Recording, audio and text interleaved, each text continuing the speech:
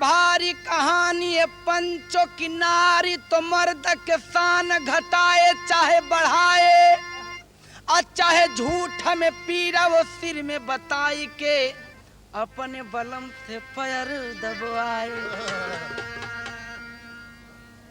लेकिन नारी उहे नहीं भावे, लेकिन नारी उहे नहीं भावे जो मर्द के देख के ना अरे मुस्काए। लेकिन मर्द हो नहीं भावे जो मोछ छिला मोछ मुंडा कहावे। एक किसान जब परदेश जाए लगल, ओकर पास गाड़ी रहे स्कूटर, रख के जाए लगल। मेहरुआ कहल कि जात हवा कमाए, लेकिन एक बात हो कि हमारे खातिन हमारे जैसे सैंडल हो, गरे का हार हो, नथुनी है, झुलनी है, ले तैहा कैसे कैसे कहत हो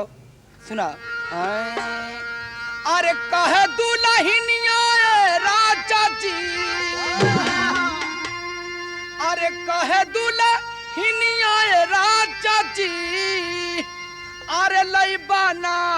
अरे झुलनिया तक का होई भैया। अरे लईबाना जब अरे है झुलनिया तक का होई अरे तक कई बरतिया सारी हो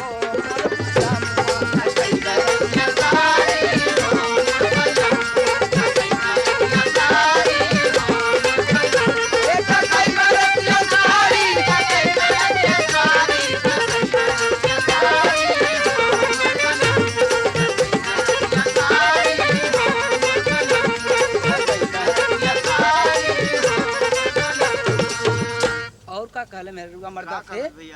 अरे किले बना जब सारी राजा जी, अरे लई बना जब साड़ी, अरे सैया खोल बना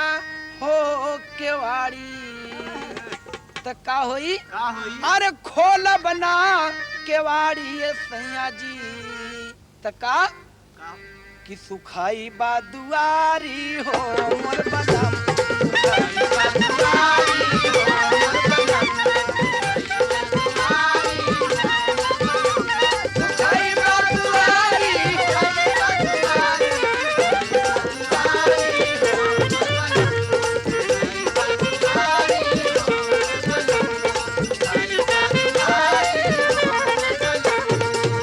और कल अरे किले बना जब हाय हरवाए राजा जी, कहले किले बना जब हरवा तरसिया जाइब, अरे चली जाइबे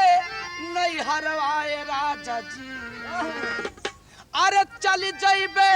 नहीं हरवाए राजा जी तो का करब भैया। तो सूतिहा अरे तरोइहा,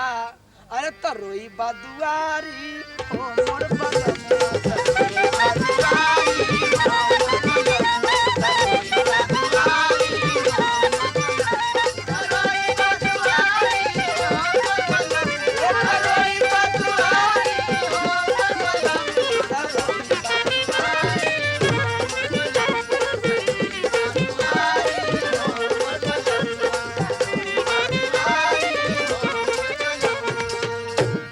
फिर का कहले कि कुल भुला जीवा कोनो बात ना है, लेकिन एक चीज ना लीबा का चीज सैंडल गोड़े के तो का करे वो गड़िया जो हो स्कूटरवा ओकर चाबी ना दे तो कैसे कहले कि लईबा ना अरे जब सैंडल राजा जी, कहले कि लईबा ना जब सैंडल अरे तक छुए ना देव हाई हैंडल राजा जी, अरे छुए ना देव हैंडल राजा जी